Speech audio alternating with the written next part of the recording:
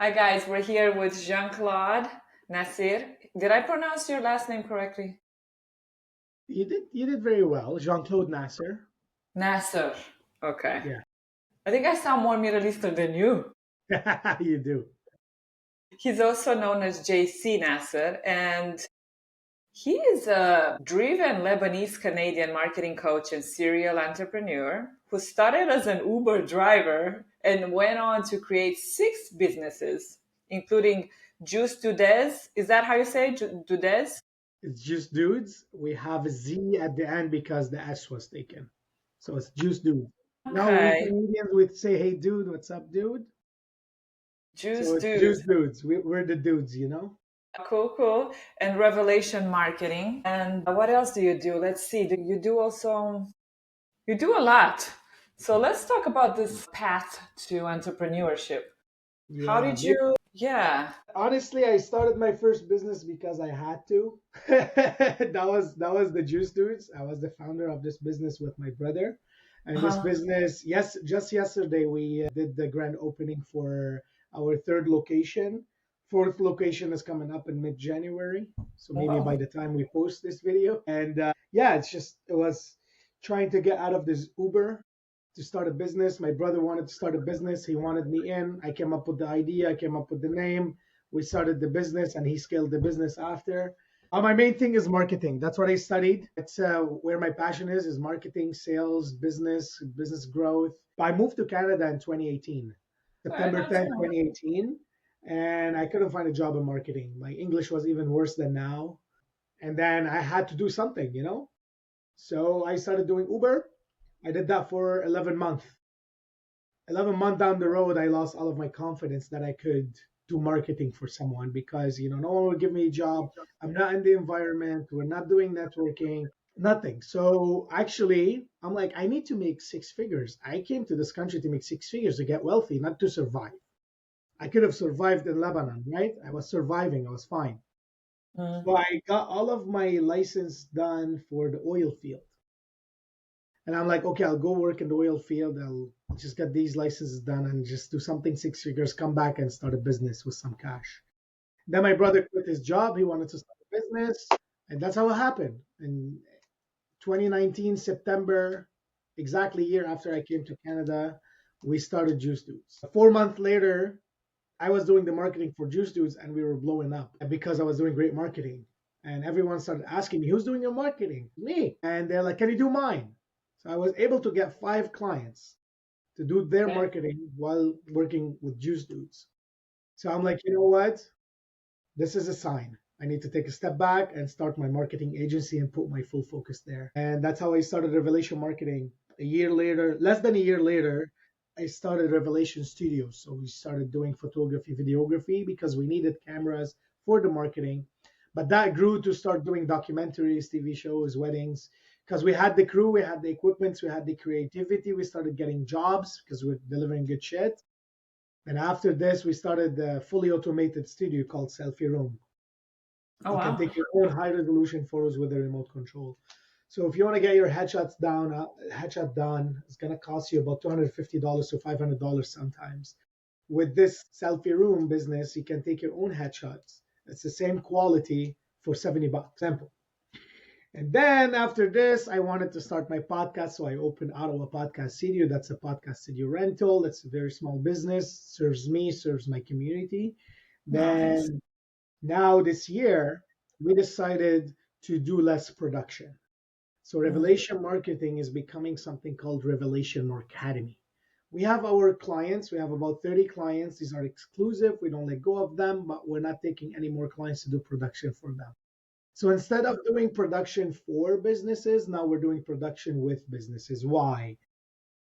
In the last 5 years, I noticed that 99% of business owners, they lack marketing knowledge, Mm-hmm. especially the small and medium businesses.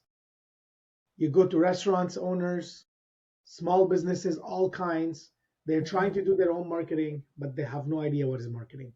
You go to Yeah. some marketing agencies, they don't even know what's marketing. So I decided I want to help every business owner build their own in house marketing department. Why? If you were to hire an excellent marketer and you want them to devote their time to actually help you grow your business, that's a big bill. Right. Small businesses can't afford it, especially in 2025. So if they can't afford the perfect marketer, they end up doing a mistake of hiring the imperfect marketer. They spend money for no results.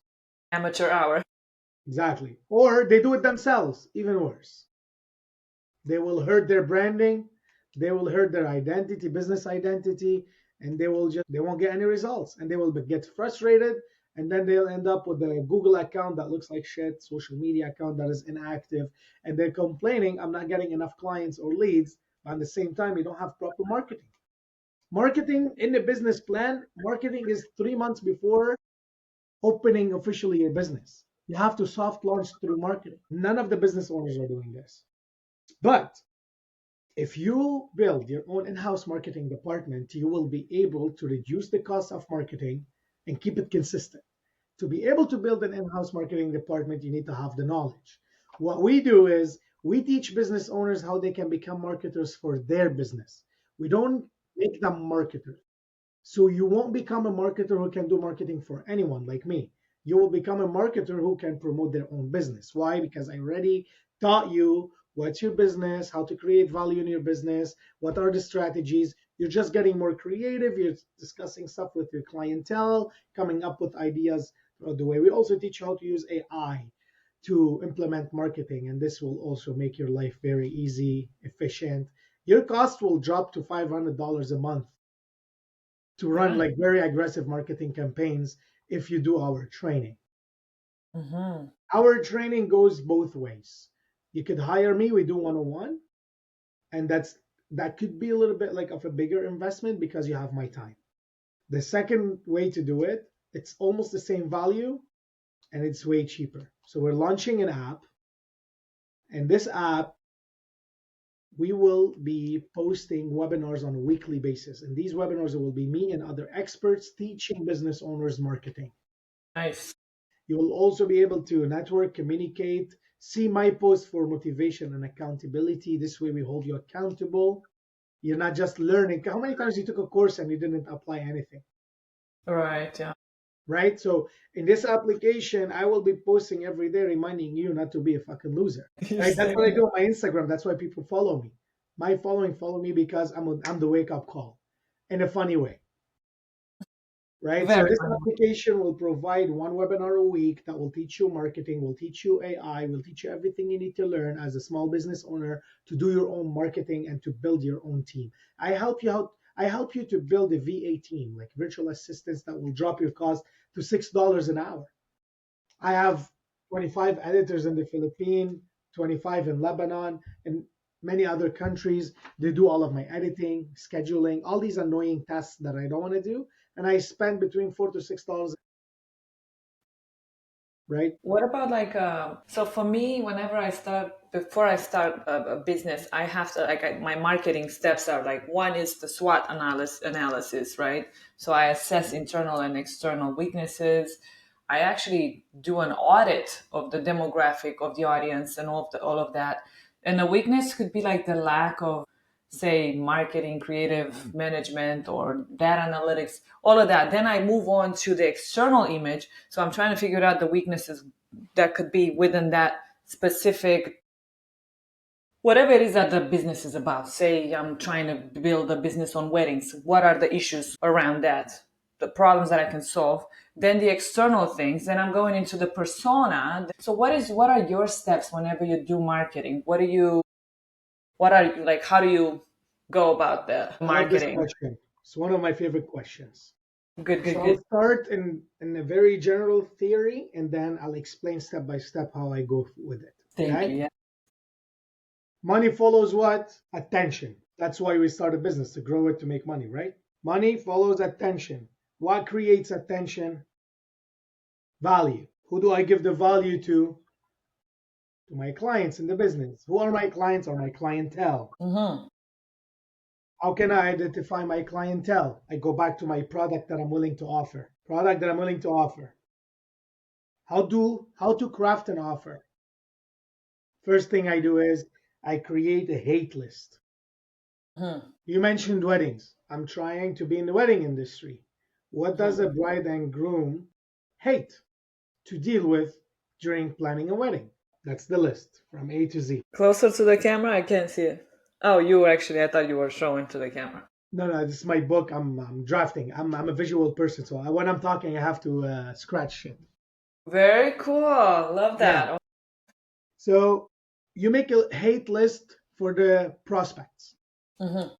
Now, out of this hate list, you need to pick top 5 problems that you could solve so easily that could be profitable for you. Right. You can't just pick any problem because some problems will cost you money to solve it. Some problems aren't fixable. Some problems you don't have the skills to fix it. But I'm sure you'll be able to find one, two, three, four, five. It could be one. I would personally start with 5.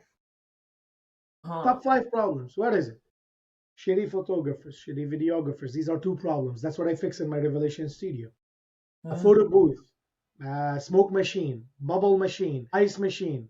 Okay, DJs, blah, blah, blah, blah, blah, blah, blah, blah.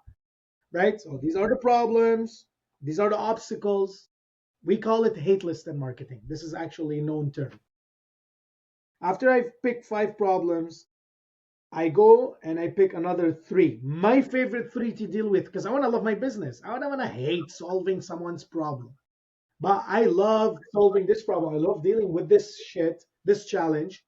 Why don't I pick it? I do it for a living. So you nail it down to 3 things. This way you could be more laser focused. Again, it could be one. It's okay. 3, you're diversifying your options. Now we have the 3 things that I want to offer. Then we craft an offer. So we go back to this to the old circle. From the offer, we go back to the clientele. Now we can know exactly who's our clientele because I know what I can offer.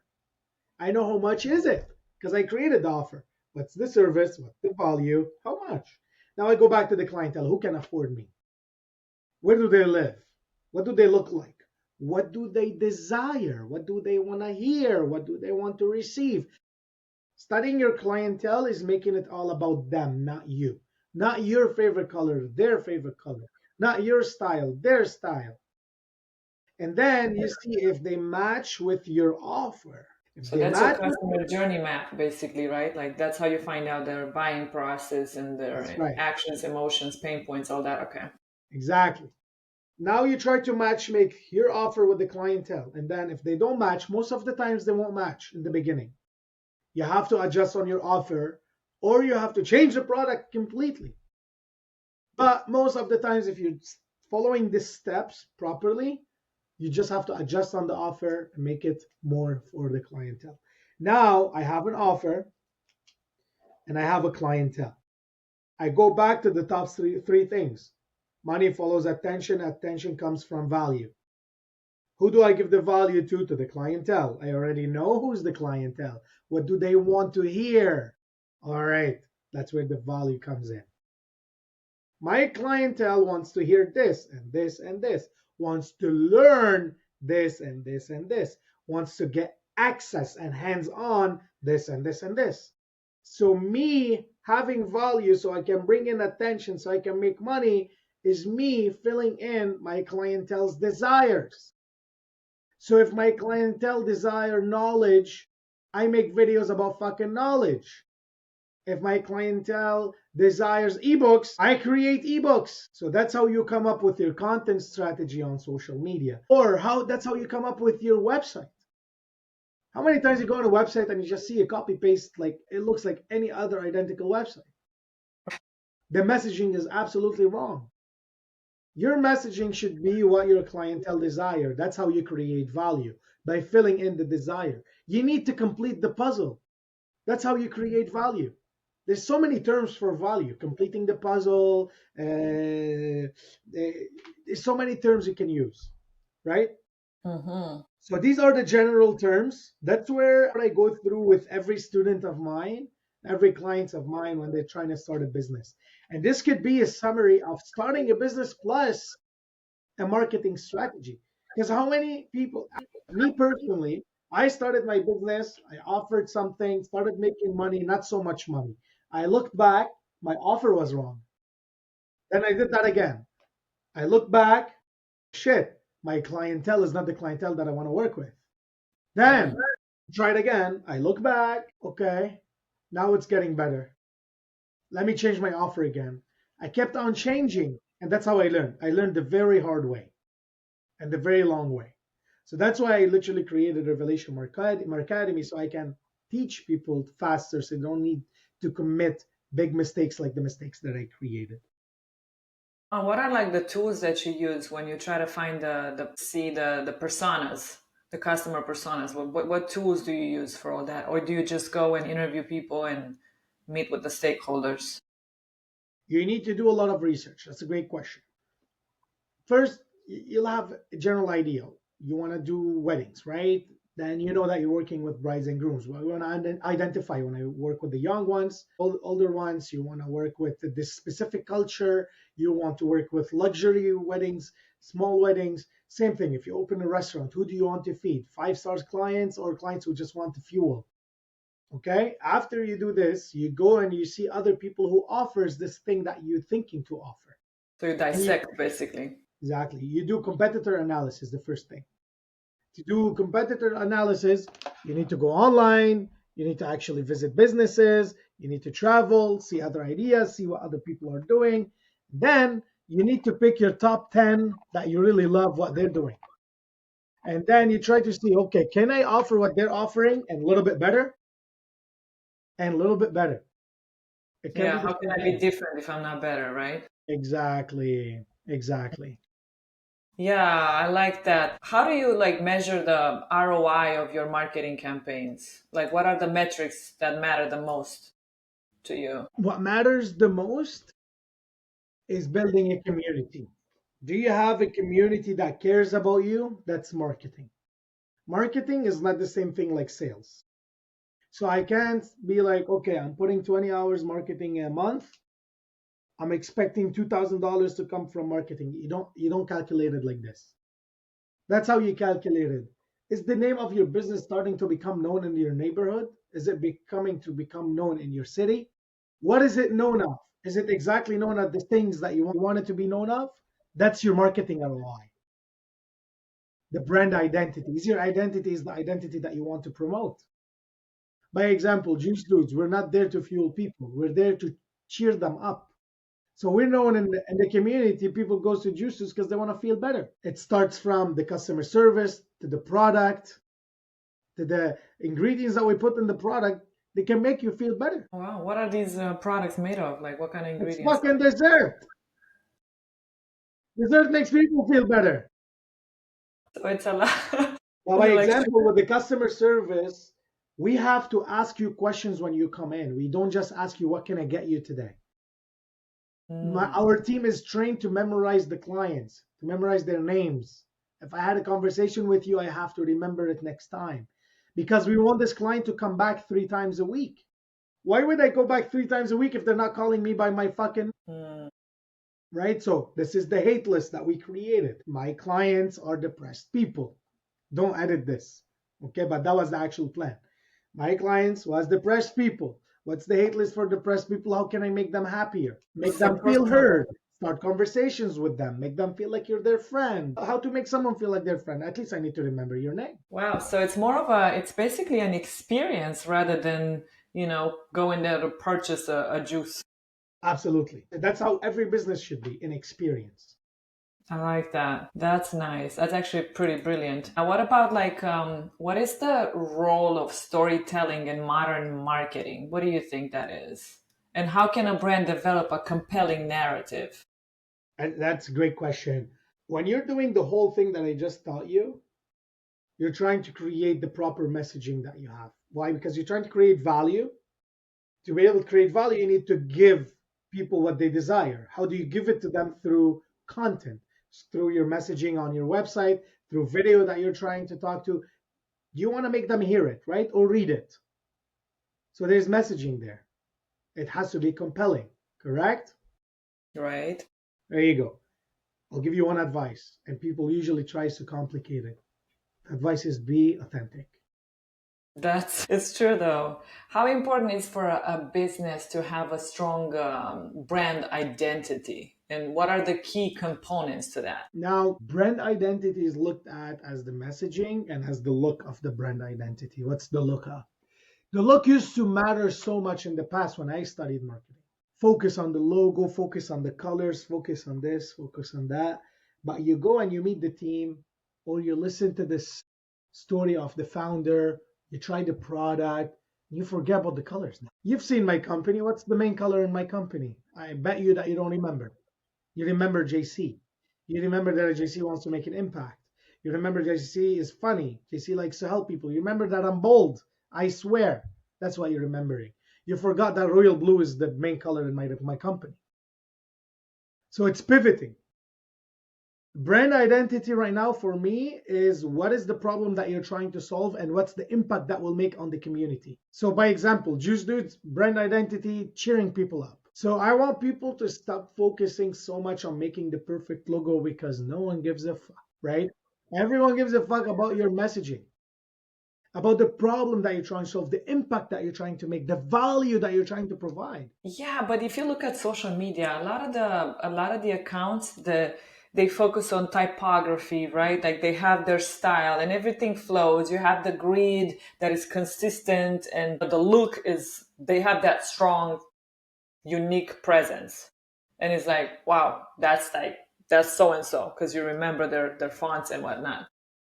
But then 6 months later, you see them changing it. Why? Because there's something called content exhaustion on social media. That's why you always need new trends. You always need new ideas because people get tired of looking at the same shit all the time. Don't you see always new trends coming up? Why there's something called new trend? Because there's something called old trend. Old trend is boring now, but it was exciting at some point. So you do need to adopt some style for a while, but then you have to pivot. You have to keep evolving, or people will get bored of you. The consumers on social media are the harshest. Right, You're true. going on social media to get entertained. It won't be entertaining if you watch the same shit every day. What's your favorite meal? My favorite meal? Yeah, other than me. We're recording. Let me think. What is my favorite meal? Jesus. If you have to think about it, that means you don't have one. Nah, I really don't. I literally eat whatever I can What is find. the dish that you really love? I love pizza. Pizza. If you eat pizza every day, wouldn't you hate it? Yeah. There you go. Same thing with marketing style and brand identity and fonts and this shit. Google changed their logo every year. Why don't we try to learn from these billion-dollar companies? So Google changed their Google. Sorry?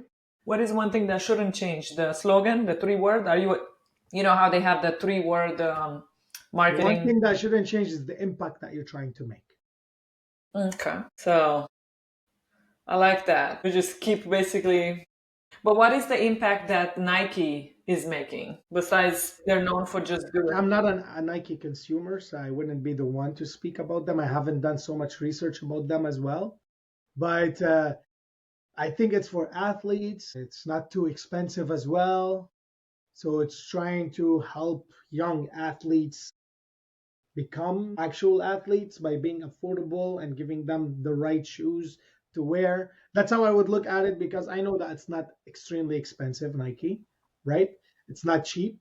And I know that the quality is good because I see the lineups all the time. And I know that they always make the big athletes wear Nike because they want these young future athletes become actual athletes and use Nike to become the actual athletes because that's probably. I gotta do my research about it a little bit more. Yeah. Yeah, I'm trying to think like if you see all this like some plain Jane brand, what would be their impact? Like, do you think they just kind of one day, I guess, yeah, Nike But by has. example, Mercedes is the best or nothing. We both drive Mercedes. I know the slogan of Mercedes, the best or nothing. And the Yeah, reason that's why, you have that too? yeah, the reason why Mercedes and Nike and Versace, they don't change their logos because this is something that you wear. You're wearing their logos. So you want that to be identical. But if you're a restaurant, no one is going to wear your shirt, right? So there's a difference here. And I'm glad you brought that up, right? No one, Google doesn't sell shirts. That's why they changed their logos. If everything that you're selling is a logo, that means you can't change it because Nike, all of everything that they're selling is Nike, is the logo, is this sign. Whatever they design, their design change constantly. The logo doesn't change. Why? Because people buy the logo.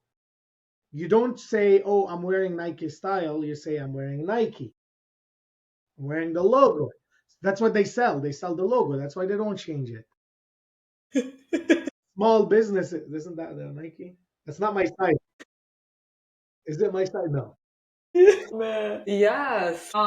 Let's see, marketing evolution, like through your journey from executive marketing strategies for others to empowering business owners to manage their own marketing with Revelation Markademy.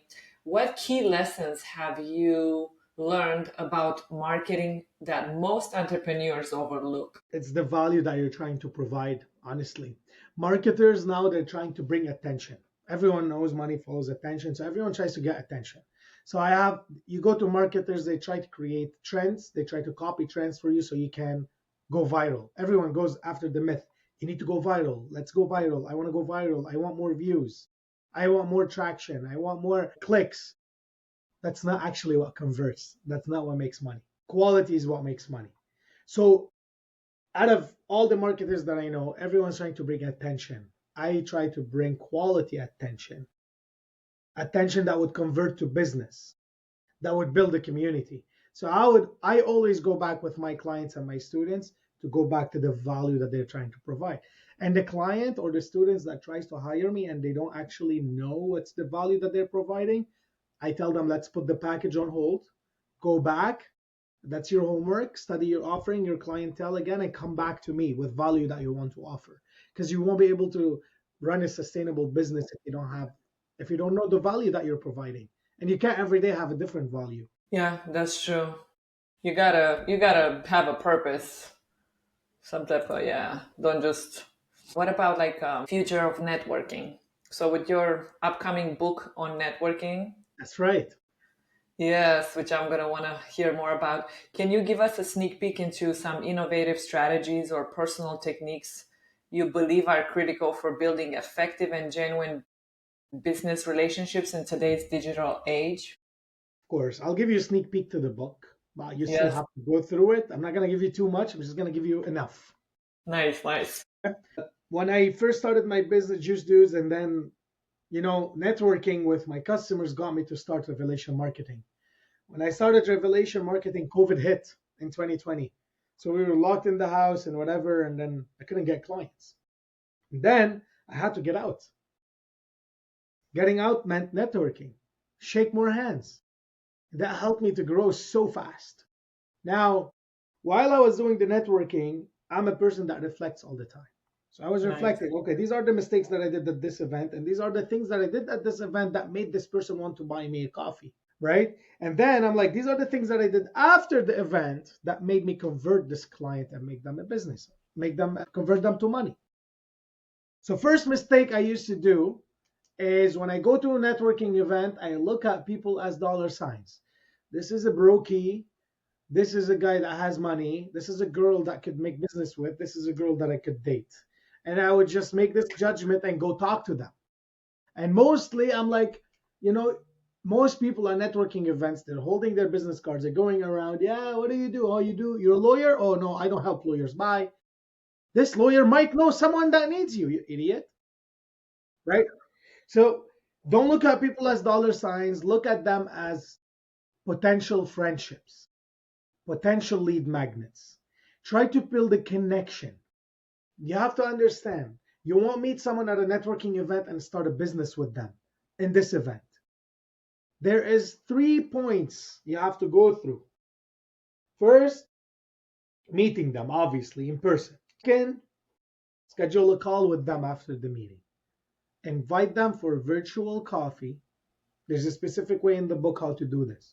Invite them for a virtual coffee and make all of the call about them. At the end of the call, pitch a second call. If they agree, that means you did a good job in the first call. If they didn't agree, go watch the call that you recorded. You spoke too much. Now they agreed. You go on the third call, and that's when you try to dig into business. Why? Because first you learned about this person. You know what they desire and what they want. If you can't offer it, you jump on the second call and you tell them who you know that can offer it. and you match make them with the people that they desire. What happens there? You did them a favor. You give them value. They're not letting go of you. And they automatically feel that they need to give you value back. So they go ahead and they think, who can I introduce to JC? And boom, that's how you make business. And those that don't give you value back, what do you do with Exactly. Exactly. And in the book, it shows you, like, it tells you exactly when you should send this message, exactly when you should do the follow up, all this stuff, all these details.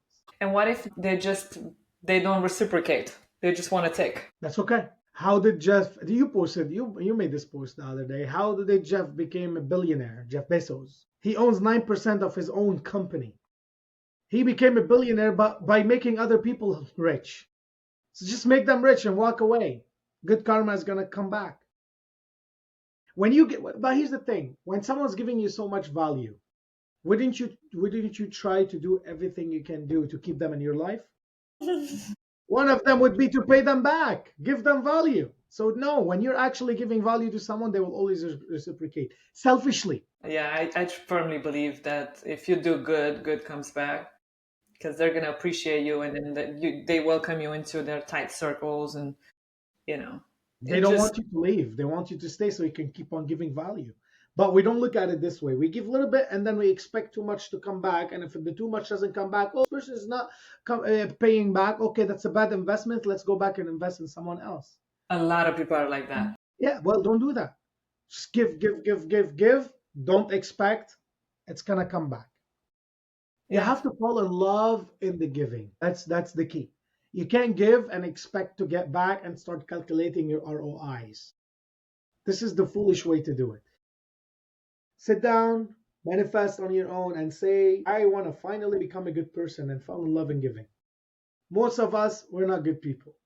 We're selfish. We live our life to do selfish shit and shit that has absolutely no value. We want to impress people that we don't respect. What the fuck? You don't even yeah, respect these people and you want to impress them. You crazy? yeah.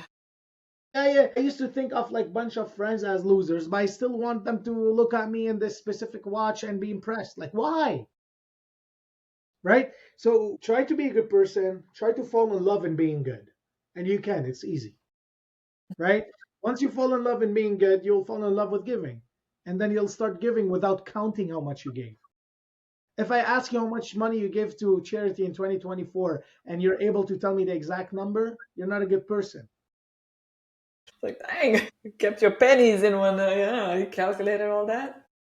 Yeah, it's also very fascinating, like the networking. Like when you go to an event, different people go there for different reasons, and it's and then if we were to hear other people around us, like for example, when we met at RISCON, right, at the conference. When I actually haven't even met you inside the RISCON, I met you at the Iconica.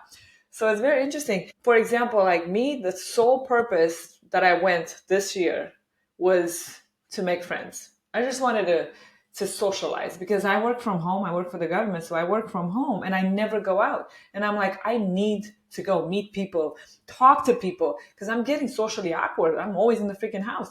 So that was it. I was like, I don't want anything from anybody. I'm content with my life. I just want to talk to people and just meet and exchange energy and listen to stories. And I think my favorite part of those 3 days were the dinner that we had together, like all of us. That was my favorite part.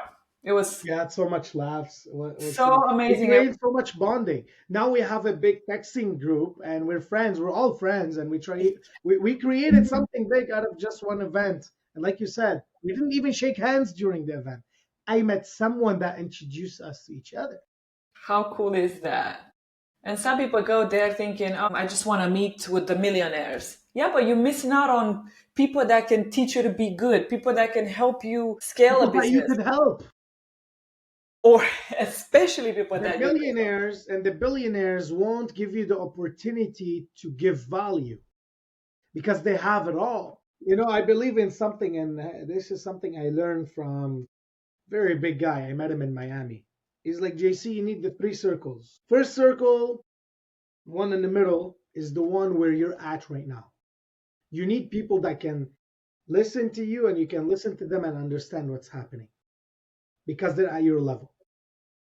So they're like kind of your psychologists in life and in business. These are the friends that they're working as much as you're working, they're making as much as you're making. They're at your level.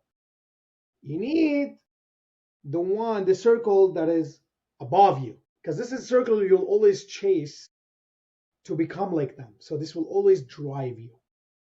And they can solve your problems. You can call them, they know the answer.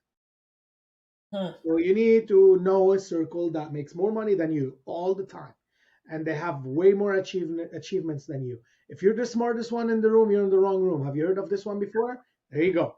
But sometimes you be in a room where you all understand each other. So you need to be in three circles, three different rooms. Room above you, room here, your level, and room below you. What's the room below you for? When you're a person that gets a call or a couple calls a week and someone asks you, how can I do this?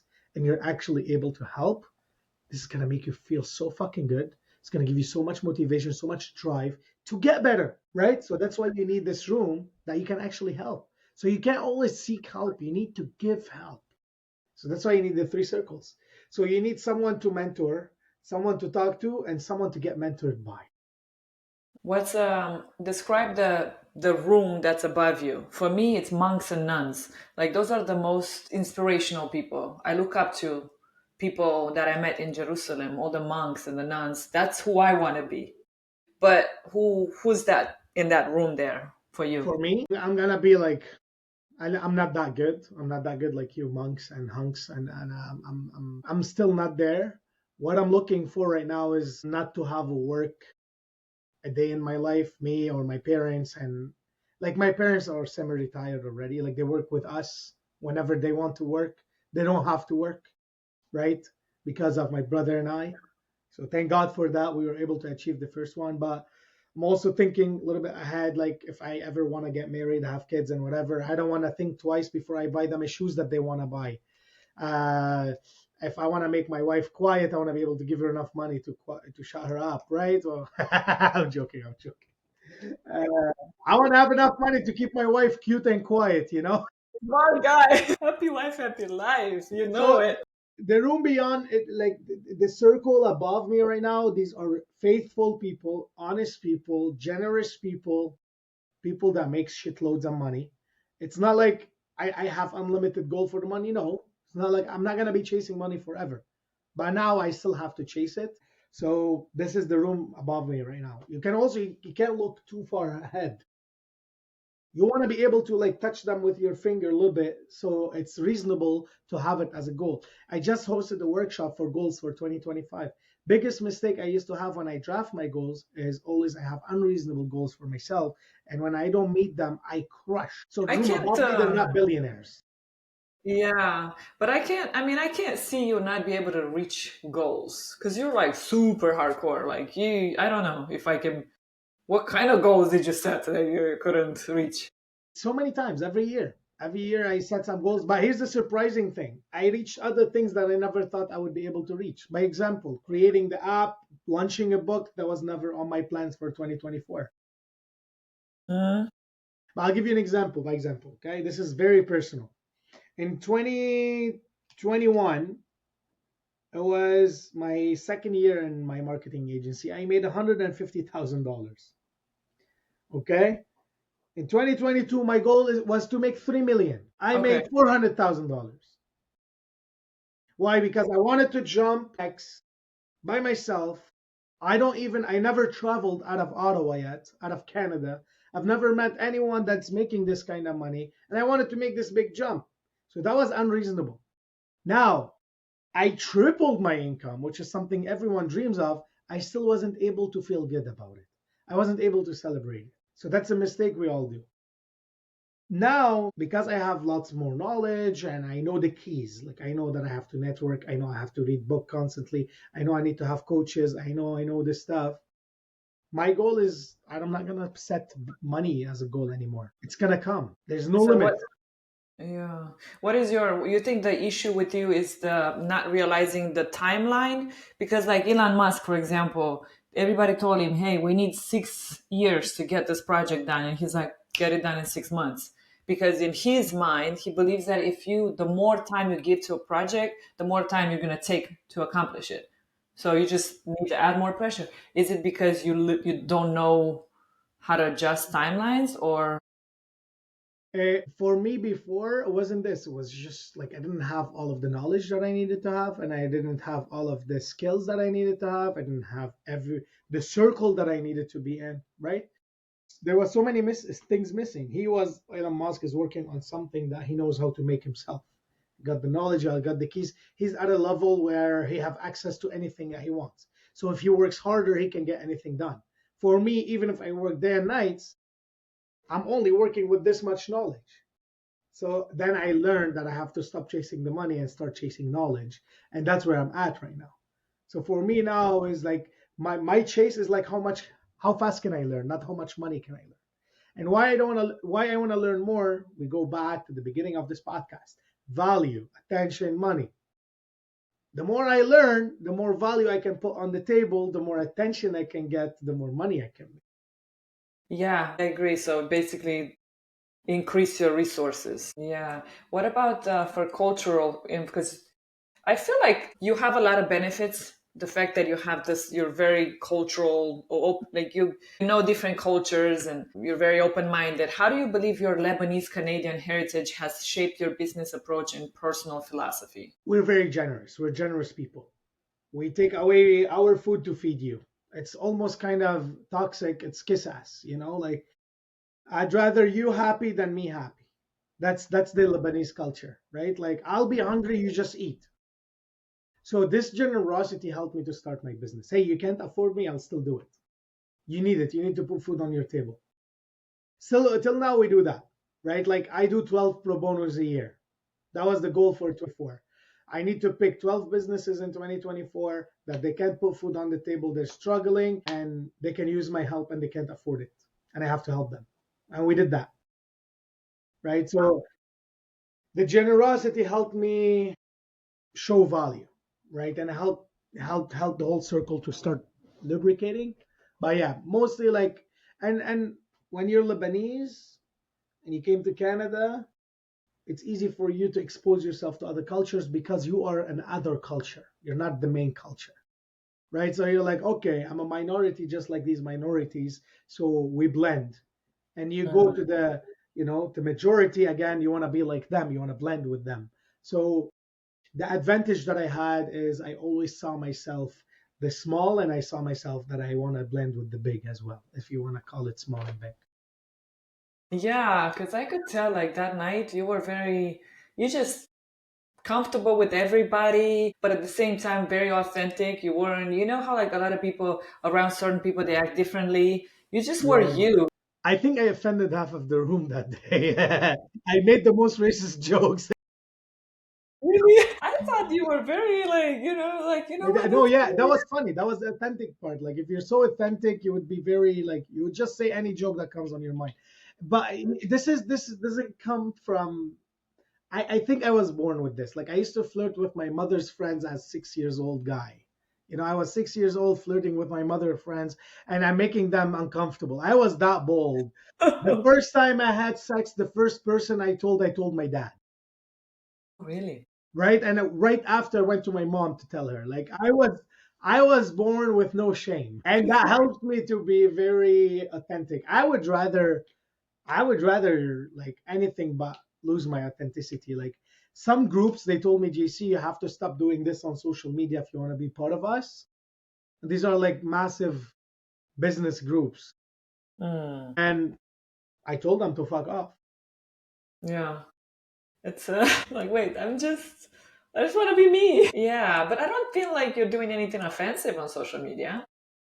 No, but by example, like some people, if you swear, remember, I'm in Canada. Uh, The mindset here is very like shy, politically correct, fake uh-huh. polite. Everyone holds the door for you, but in their heart saying, "Move your fucking ass faster. I need to go." Right?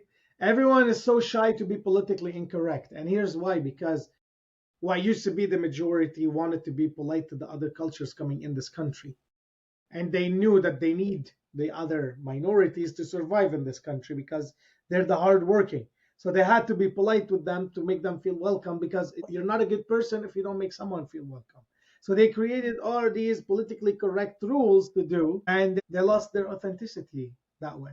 And again, like also the minority coming in, they're trying to be very polite to blend with the majority, and they lost. Like the lesson here, when you really try hard to blend, you lose your authenticity. If you're not a blend, if you're not a match, move the fuck on. You're not a match. You don't need to be friends with everyone. You're never gonna be able to be friends with everyone. That's true.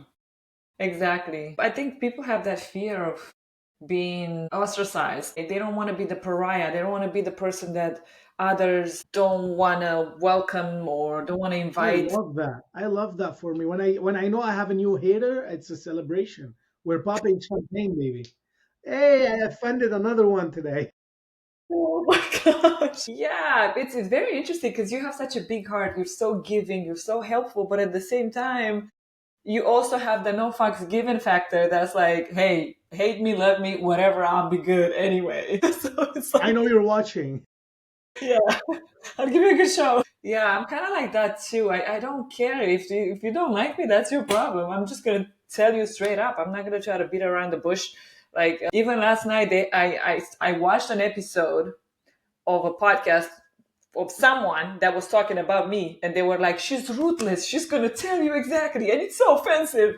I was like, grown ass man, can you just, you're embarrassing yourself, god. Anyway, but yeah, it's I think people should just be more honest. Okay, maybe not so brutally honest like I am, but more honest. Just You want to know how tell you me. can become the most authentic person on earth? Is by putting yourself first. Hmm.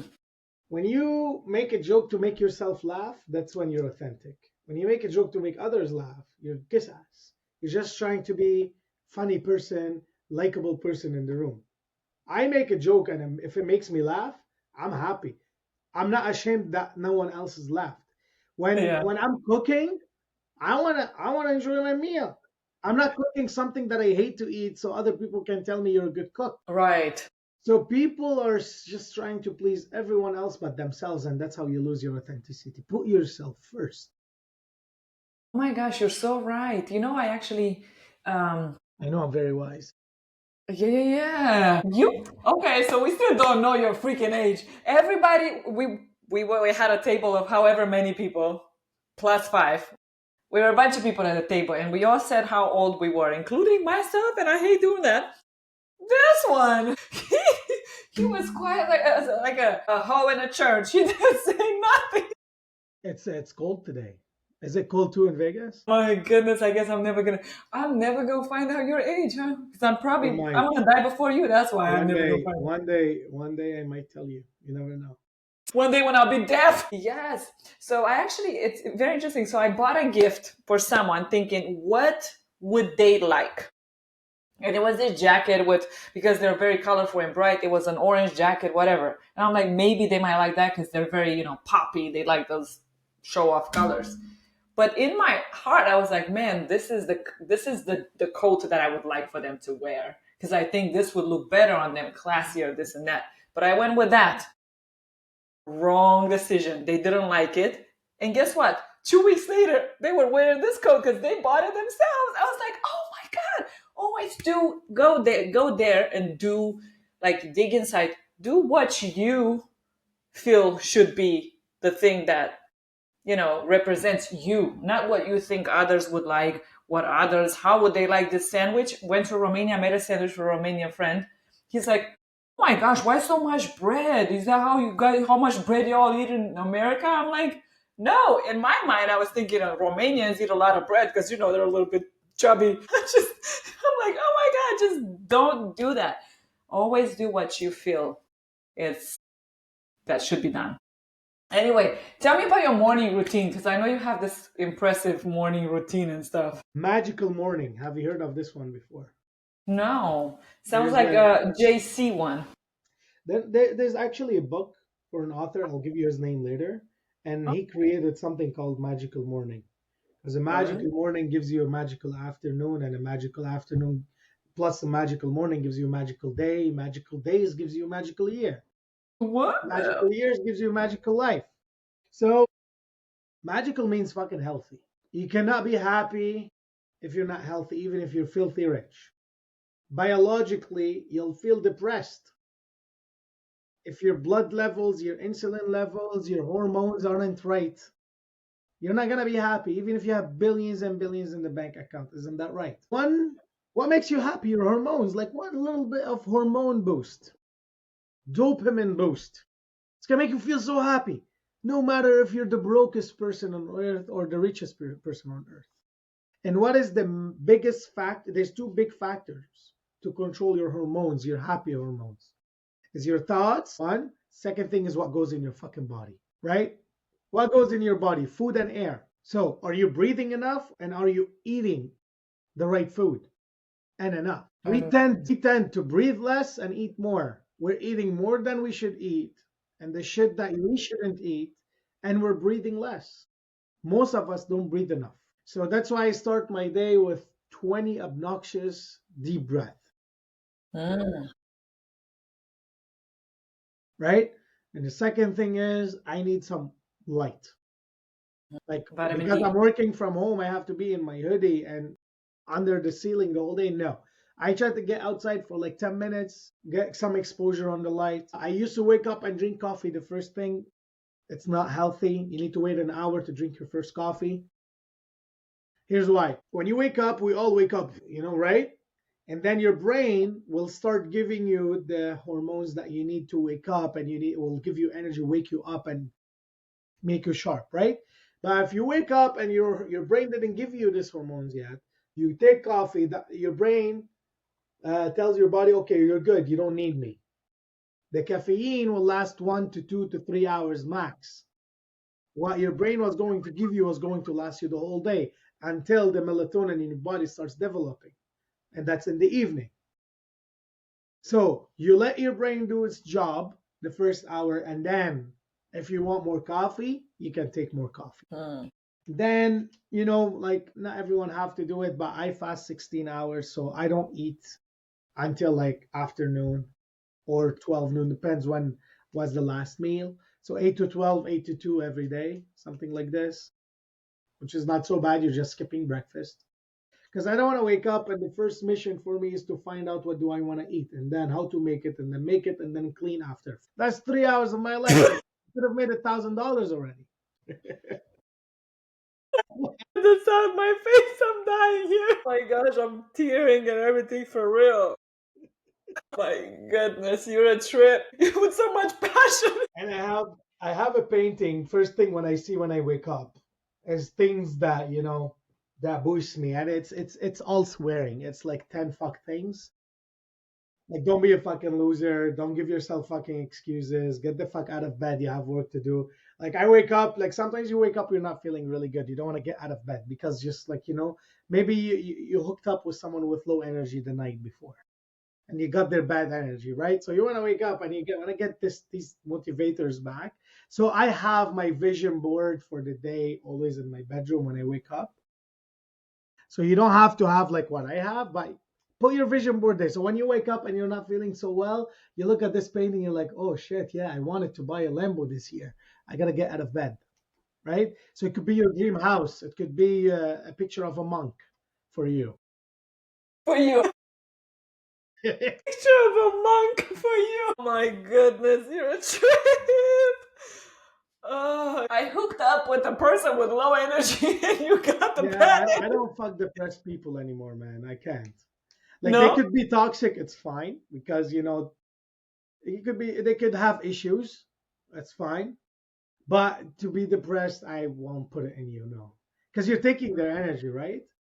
So and unfortunately, the sad people are the easiest to convince to come to bed the fastest, right? Because they're looking for this short-term happiness, and I tend to make people happy in bed, but you end up making them happy, but you're depressed. Bitch, you're happy now, and I'm depressed. Fuck, that's not fair. Oh my gosh.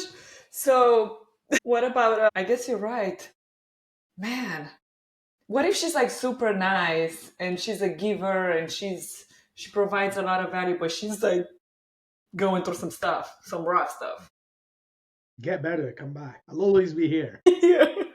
Oh, Yeah, yeah, I describe learned your this lesson. After I got out of my relationship, I'm like, yalla, everyone, let's go. You Yeah. know, try to plug every hole in my city. But and then I'm like, I started realizing like no, like when someone's energy is off, you're going to immediately take this energy. It's crazy. It's within 12 hours you'll feel it in your mind, in your brain, in your body. You'll feel it. So the worst thing that you could do is like sleep around with people with the wrong energy. Yeah, I can I imagine. have a rule, like it doesn't matter. You're fat, you're skinny, I'll do anything, but no sad people. Even if you pay me. Do anything but not sad people. Oh my gosh. So you would rather be with a 1,000 pounds woman than a hot one that's sad? I don't think it would I would reach. I'm not that big. 1,000 pounds, that means very massive thighs. I need to have like a 17-inch penis. I'm not that big. Well, imagine like someone like an elephant. How can I get there? I know, no. And honestly, I honestly have a strict rule. Like I don't physical things doesn't mean too much to me, but mental things is important. Like if you're sad, I'm not gonna try to fix you. Some people are attracted to sad people. Why? Really? Because they always want to feel like it's a project, especially women. Yeah, Women women, tend yeah. to love depressed men. They call them emotionally unavailable and attractive because they're not chasing you. It's not they're not chasing you. They don't feel worthy enough to go after you because they think you would never say yes.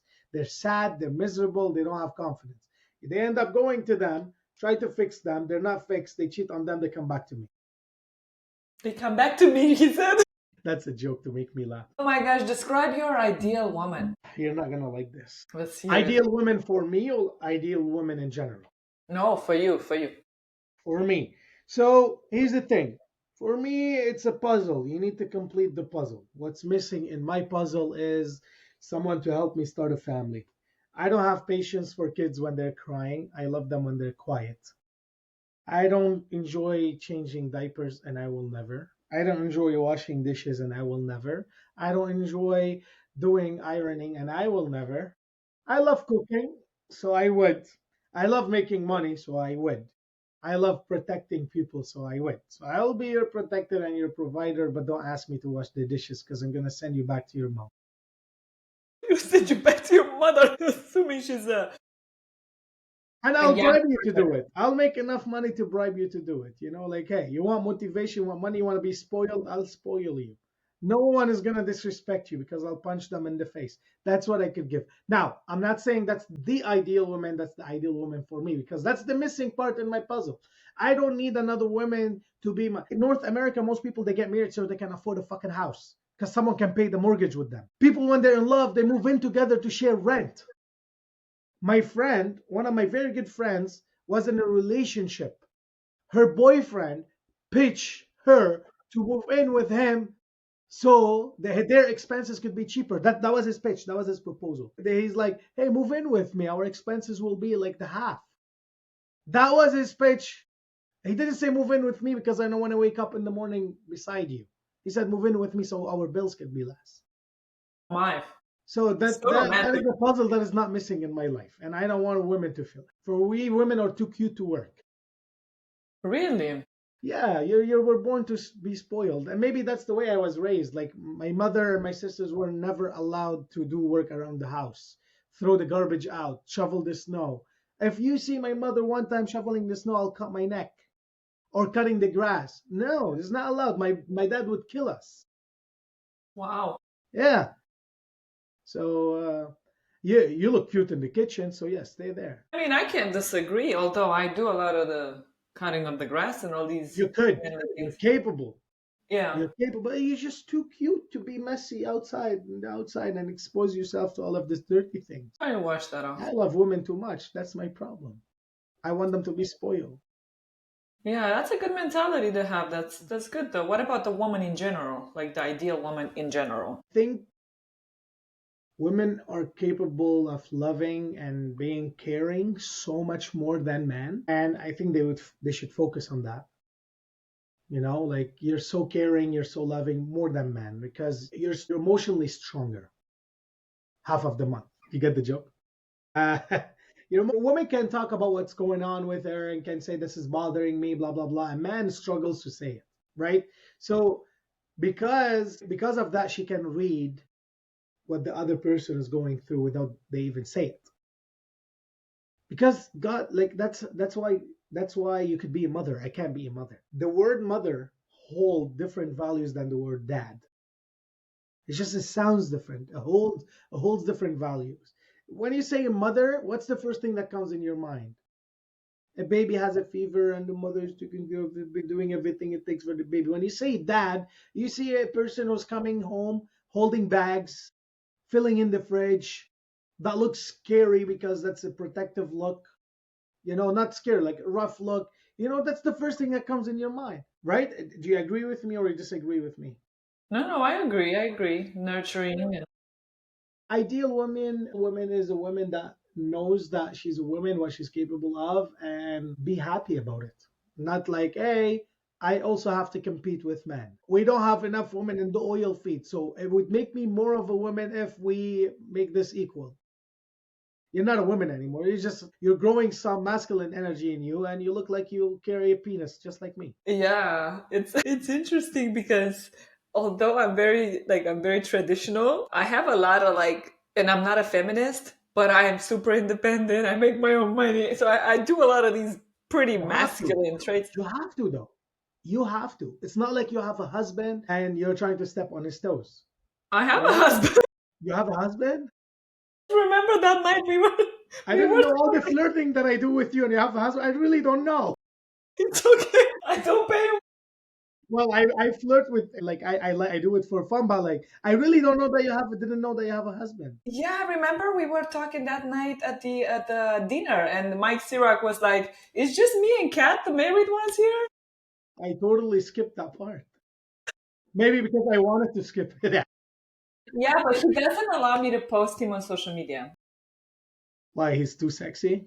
He's too, he's too sexy for social media, which is good because I don't actually like the way that my demographic is built and all that. It works out Yeah, perfectly. private life should be private, period. You don't need to promote it. Yeah, But, yeah. but so you do it because he doesn't like to do it, or because you feel like doing it, or I don't want to get into your personal life, but Yeah. yeah, I'm feeling the shock right now. I'm feeling ashamed of everything I've done, all Good the lesson to inappropriate learn. comments that I made. Good lesson. But no, because I'm European, we joke, and it's not like in like in the States, you have to, in America, you have to be very careful because some people can take offense to everything. It's very like a sensitive culture. That's I'm European. We always joke and we understand, especially you're coming from Lebanon, Eastern Europe, me, and it's just I don't What's your husband's ethnicity? African American. Cool. Yes. So I do want to ask you, like, is suffering necessary to live a meaningful life? To live a meaningful life. A Hmm. meaningful life. Um, if you want to build muscles, do you know what's the process? You need to meet failure. Like when you're working out, if you work out and you're just comfortable, you don't sweat, you go home, you don't do nothing. You're getting maybe better blood circulation. Okay, it's gonna make a very small impact.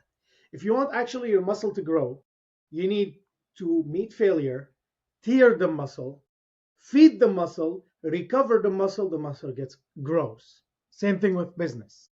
You need to work so hard, try so many things, meet failure. That's how you see growth, and that's how you grow. Now, in relationships, I believe the relationship for it to grow, you need to go through obstacles. And this obstacle is going to introduce you to each other more and it's going to let you know if you are a good match or not.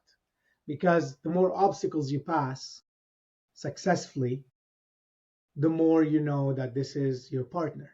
But now, if you don't pass the obstacles and you're going through the failure again and again and again, that doesn't mean, oh, that's making us stronger. No, that's stupid. That's wasting your time.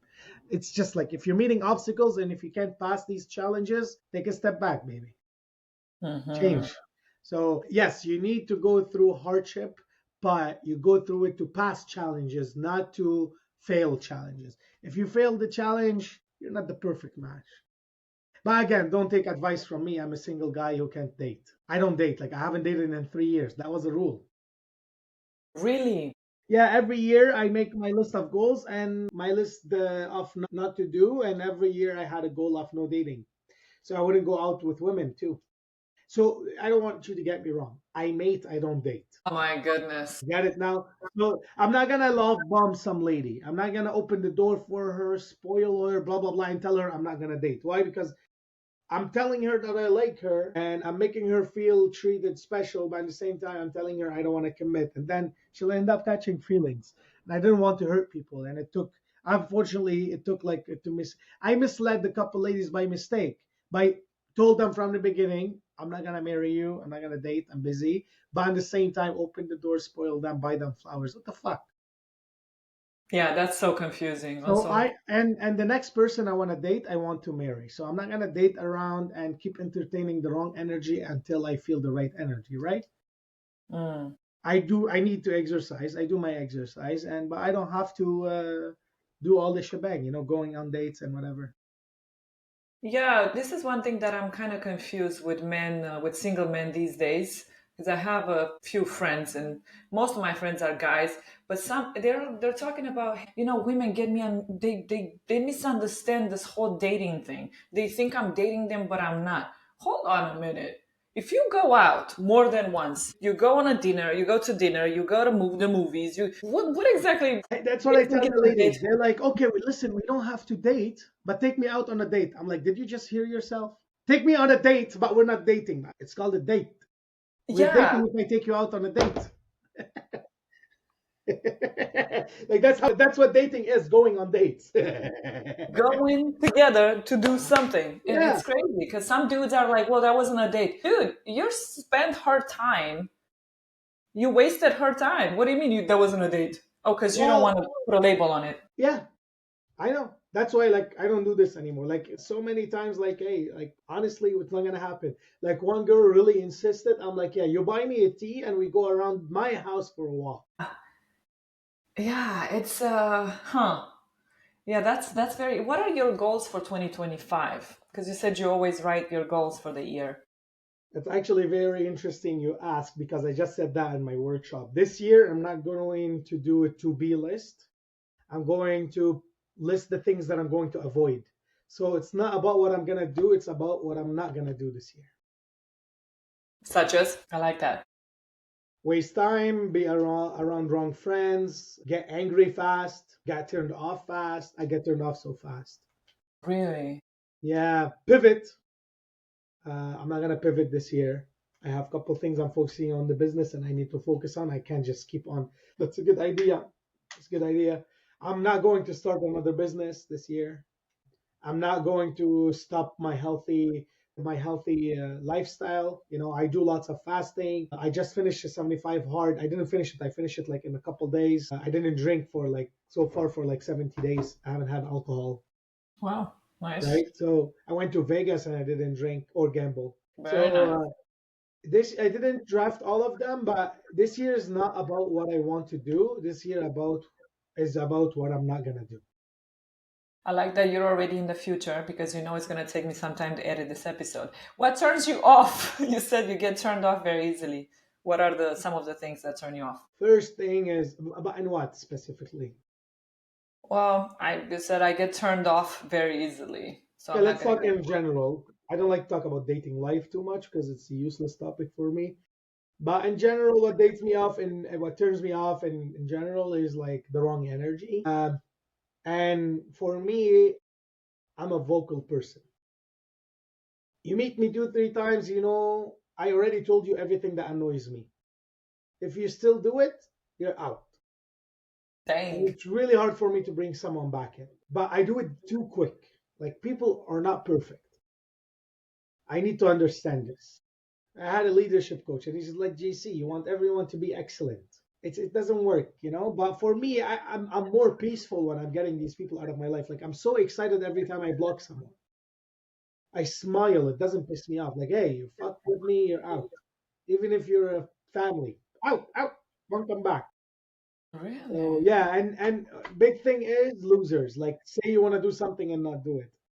Like I dropped so many friends because of this, and they're okay. Like they're good. They're good parents. They're good. They own houses, they own cars, they have a job, but every time we sit down, I want to buy this, I want to do this, I want to start this. 6 months later, they didn't do anything. This gives me the ick, you know. This gives me the ick. Don't talk about it if you're not gonna do I like that. Yeah, that's true. But you're not a ghoster. You also ghost these people, or no? You just it. I used to be a ghoster, but then everywhere I turn, there's someone that I'm trying to hide my face from, and you're and then I'm embarrassed. like, oh, this is not good, You grew right? up. I grew up, yeah. You learn, and now, like, hey, I don't think this is a great match. I respect you. I'll always respect you and wish you the best. But I think, this has to stop. And people still don't take it right. So there's no easier option to end things. I used to try to find the easiest option, like, because they say, tell me at least when I used to ghost them and then they confront me, I would have taken it way better if you actually spoke to me about it. That's bullshit. That's bullshit. I tell sometimes women, hey, it's just you gave me the egg, fuck off. And I tell them I don't like just ghost them, and they say why and how and what can I do better and give you another. Fuck, I'm telling you to fuck off. Just fuck off. Same thing in business. Like sometimes me and clients like, hey, we're not exchanging values anymore. And I'm like, hey man, I'm giving you a heads up. In 2 months, you need to find another marketer or another coach or something like this. And they still don't take it well. Hmm. So, but it's not about them taking it well now. It's about you seeing them a year from now and be able to shake their hand and say hi. Yeah, especially because you never know who they might know or when you might need them. And now you just burn a bridge that could have actually been a very useful connection into your puzzle. And talking about it with them and not ghosting them is part of being authentic because you're telling them how you feel no matter. You don't care how would they feel. You're just telling them how you feel. When I used to ghost, I used to be kick ass, people pleaser, kiss ass, people pleaser. I wanted everyone to be happy. When I want to say something that won't make you happy, I would just not say it and disappear. So ghosters actually are people pleasers, just so you know, and they're not authentic people. Very interesting. Yeah, I've never ghosted anyone, but I have been ghosted, and it's something that I realize it's probably one things that I can never forgive someone for. If somebody ghosts me, deep inside, I'm gonna still pray for them. I'm still gonna be like, be a Christian Orthodox about it, but they will never stand another chance with me. Never. It's that bridge is burned.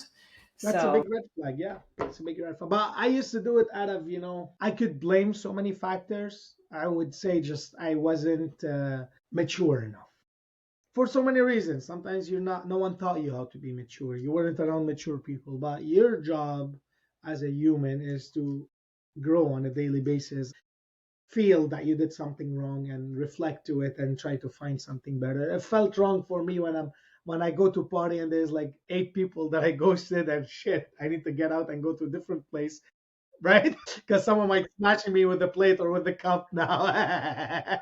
So I'm like, no, this is not right. yeah, I just yeah. tell them they got fat, get out. Oh I'm man. joking. And it's a real man, an authentic grown man respects himself enough to say, "Hey, here are my this is where it went south and we can no longer be friends or this has to end. I wish you the best." You just have to have that elegant moment to be Yes. proud Now, of. here's the thing. It would be helpful if the person that we're telling them this shit, they would say, yes, okay, good luck to you too, bye bye. And most of the times, trust me, when I do it now, like I do this twice a week. This confronting, I do it twice a week. And twice a week, it's the same reaction. They start, there's phases, okay? First phase, sad. Second phase, questioning. Third phase, insecurity. Is there someone else or blah blah blah? You're trying. It's not. I'm talking. Not talking just dating. It's in friendship and everything. And the last phase is anger. They start talking shit, even if you didn't ghost them. And that's when you realize, shit, I shouldn't have said hi to this person from the beginning. Like the amount of people that I said, hey, I'm willing to start this with you, but no matter what happens, we don't hate each other, we don't talk shit about each other, we end it Civil. Never like this, especially when it involves women. You are crazy creatures. Wow, it's because men drive them crazy. You gotta give yourselves more credit. You Yeah, guys I have know. more I'm just power too over good women. to lose. I'm too good to lose. They can't replace it anymore, So they get angry. I get it. Just don't talk shit about me. Yeah, how can you talk shit about JC? Look at him, nice guy, funny. I No mean, one believes that seriously. anyway. I hate dating and I hate talking about relationships. Like I like talking about business relationships. I know how to maintain this like this. But honestly, this is something I'm still trying to figure out is the emotional relationships, even parents and friends and not just dating, right? Even friends. Like one time I told my best friend we need 6 months off. I'm like, don't call me, don't talk to me for 6 months. I'm that bad. I'm terrible. I'm terrible at relationships, right? Like if I'm a boyfriend, I would make a perfect boyfriend. But when it comes to conflict, I'm mathematical.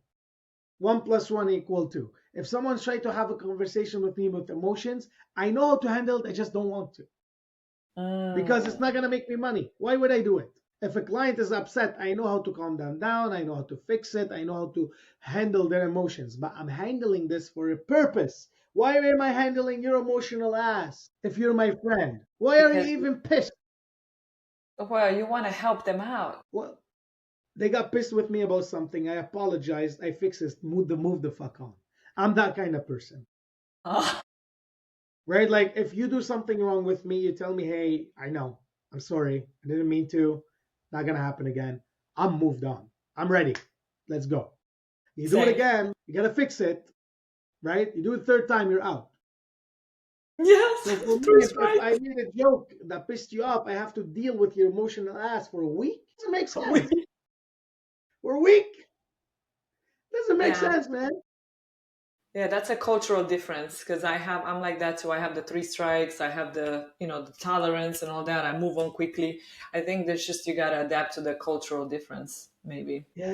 It's just people like people are too emotional. I can't do it. I can't do it if there's no money exchange in there. I would do it. I can't do it just because you like me. It's not enough. Because I love myself too much, right? Like I'm not gonna let you ruin my whole day because you're emotional today. Fuck off. I come first. And I know relationship aren't like this. That's why I don't date right now. I'm not ready. Like I'm until I'm ready to deal with this shit, I'm not gonna date. Yeah, I think that's a smart choice. I think that's a smart decision. So it keeps your mind clear, focused on your grind. You don't want to have to waste energy unnecessarily, especially since you're not ready. I don't want Why? I drama don't right understand now. people that just date for the sake of dating. Like the whole mission of dating is to find your wife or husband, right? Your spouse. If your mind is not even there, like Why would you why? date? Well, for me, the main reason to date is to start a family because right? That's what I would like, right? Why would I want a wife if I'm not gonna start a family? That's how I think about it. Not everyone is like this. Some people don't want kids. They had the idea of having kids. They can't have kids, so they just want someone to spend their life with. But for me, I wouldn't want that if it wasn't for the kids, right? So if I find out one day that I can't have kids, I'm not gonna get married. Why? For me, that's my personal preference. So that's why would I go out with someone, be seen in public with them, allow other people to think that we're together, if I don't see them in my future? Hmm. You know why people do that? Because they're lonely, they're sad, they can't go out alone. I traveled to 11 countries by myself. So yeah, Like that. Yeah. Either you're an old soul or you're an old guy in a young body. We're still trying to figure that out. what do you mean young body? A lady that does my PRP and shit, she's like, JC, you need a Botox, you have a train wreck. She's trying to make money. And why are you doing that stuff on your I'm getting old. Yeah. What are you doing with your hair? I thought it would look so painful. Yeah, it was painful. I was drugged and it was still painful. So because I tie my hair all the time to the back, my forehead is getting bigger. Now you can see it so much. You can see like it's almost normal, right? But it was a little bit to the back as well. Like you could see here. Oh, you're pulling, your hair is pulling too Yeah, much. because I'm I always will tying cut my hair. it. That's why now I don't tie it all the time. I let it down because it's very bad for your hair. Anyway, I lost some in my hairline. So this PRP, it's called plasma shots. Plasma shots. Have you heard of them before? So they take blood from you, they put it in a machine that spins and take the plasma out. They put the plasma back in areas that doesn't have proper blood circulation. Why do you lose hair? Because you don't have the proper blood circulation here. So they put the plasma here, so it brings back the proper blood circulation. It's very known also for men, like men in their 50s who can't get it up anymore that much because they don't exercise, they smoke, they don't eat the right food. So they give them the PRP shots in the penis, and now it works again. And if it doesn't work, they change their wives because that means the wife is ugly. Oh my goodness. That's the midlife crisis right there. So, yeah. What about if, one last question, because I know we're past the hour and you got a life too. If, and God forbid, knock on wood, say your house burns down, if you could save one item in this house fire, what would you save? Nothing? No, because everything here is material. I can build it again. I don't know, my watch maybe, but I have insurance. Uh, I live alone, so I wouldn't save anyone. There's no human in my house. Kitchen, clothes. Nothing. There's a price tag on everything I have in my house. Nothing is priceless. What would you Interesting. say? I have my prayer room right here, and it's all the icons, the holy icons. Actually, I'm going to show you one. Like my sister, she has a church in her bedroom. This is a special one from Jerusalem. And Orthodox too, no? yeah, yeah, yeah. See, I put my finger so much on. So, you know how, yeah. So, this would be something that has to come with me. Oh, nice. And I have one that I always, every time I travel anywhere, I take it with me at the hotel, and my holy water and holy bread in the morning. So, those are always everywhere I go. Like, I pack them with me because I can't, Very nice. That's so So, nice. yeah, That's this why you would have be. this fucking amazing energy. Like you have this amazing soul. When you text me, when we chat, when we met, you have such a great soul. Like you didn't let your friend take an Uber, you drove her to the airport. Like I was able to pick up on this energy, all of it, and I love you for this, Catalina. Honestly, I'm grateful to have you in my life. You're such a great person. I really mean it. Very helpful, and yeah, my sister's like this, by the way. If you go to her bedroom and to my parents' living room, it's like there's two churches in the house. You go to the Really? Christmas market, what do you want to buy? I want to buy more icons. I love it. Yes. Oh, me and your sister could be friends. You need to meet my sister. She's I would she's love awesome. to. Yeah, she's very young, but she's awesome. Yeah? Yeah, You she's should like bring her. 24, 25. No, we don't put our woman on the camera. We don't do that. Ah, is she no, when you come to Vegas, bring her with you. I'll try to make a joke. That kind of camera like Andrew Tate. You were talking about Andrew Tate activities, huh? Oh my goodness. Is Andrew Tate from Lebanon too? No. He's not, but he could be. He was born and raised in the U.S. His dad is African American. His Really? dad is African. Well, born raised in America. His mother, I think, was white. Really? Because he speaks with a British accent. So I'm like, Yeah, I'm so because they confused. were they were like they moved there. Yeah. Huh. Now he Anyway, looks brown now. He looks Arab. He looks brown. He doesn't look too black. He yeah. doesn't look too white. And he's Muslim now. He's no longer Christian. I think that's just marketing. Okay. He needed he needed to be in Dubai peacefully, so he made Muslim. I think that's it. He'll It's come also back. cool content. It was cool content. Probably. And maybe he wanted it to be legal to have like 4 or 5 different baby mamas. Yeah. He could have been a Mormon if he really wanted to do that and still stick with Christianity. Yeah, can you do that? Can you have maybe many baby mamas as a Christian? No, I asked. I think Mormons still do that. There's a show here in the States where, yeah, there are some Mormon families and they have this dude has like five I don't wives or think that's something. a Christian thing. Mormons? They're a whole different thing. Yeah, they're not a Christian thing. They're still Christian, but they. I'm gonna ask my priest because I was actually looking into this. I want kids. I don't want a wife, so You want kids, but you don't want a wife? Well, you can adopt. I want them to look like me. Ah, you want them to be Someone needs to carry this fucking luxury. Anyways, my friend, I have a call in 9 minutes. Really Yeah. appreciate you to have me on the podcast. I hope we were able to provide some value. I know in the dating part, people don't listen to me. Everything I said is wrong. I'm telling you what not to do, not what to do. So everything I do, do the opposite. All No, right, no, no. never You take told an the right advice thing. from a single guy. Thank But you the so much. marketing part, believe me, I know my shit. I'm the pro. Let's do this again. Merry Christmas for you. I know it's ours is in January, but we celebrate now with everyone. It's fine. And Happy New Year's, and we'll stay in touch. Definitely. Thank you so much, my friend. Take care. Bye. Blessings. Thank you. Bye.